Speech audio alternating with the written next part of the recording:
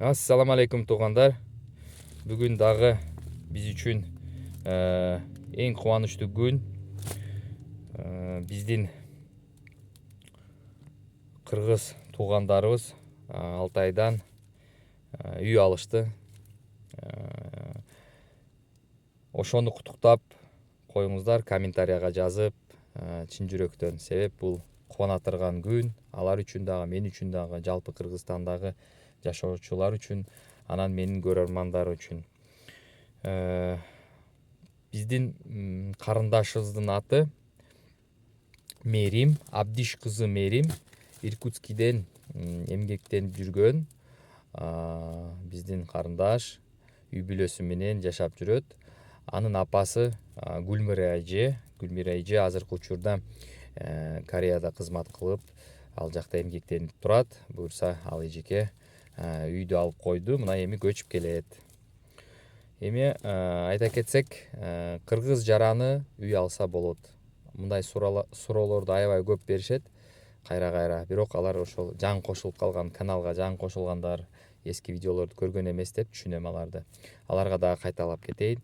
Кыргыз жарандары чек арага жакын эмес жайлашкан райондордон алса болот. Чек арага жакын жайлашкан райондор кыргыз жаранына үй сатылбайт. Калган бүт райондордо алар өзү белгилеп коет. Интернеттен да караса болот. Көп адамдар Авитого кирип карап жүрүшөт. Анан ошол Авитодон таап турушуп мага жөнөтүшөт. Албетте алар ошол районго жакын жайлашкан үйлөрдү таап туруп жөнөтүшөт. Алар жарандыгы жок адамдар андай үйлөрдү ала албайт. Ошону эске алыңыздар. Анан ушул азыркы Абдиш кызы Меримди куттуктап койгула. Гүлмира эжени куттуктап койгула. Гүлмира эже ошол Меримдин апасы болот. Кореяга салам айткыла, комментарияда жазгыла, куттуктап койгула. Документтерди алдык, буюрса бүгүн мынакей баары колубузда. Сиздерге салам, дагы видеолорду чыгарам буюрса. Анан жер алам дегендерге 21 гектар жер бар. Чалгыла, сатууга чыкты. Буюрса алып койсоңуздар болот.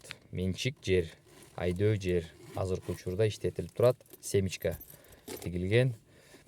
Сиздер дагы ошол жерге кызыксаңыздар, чалгыла.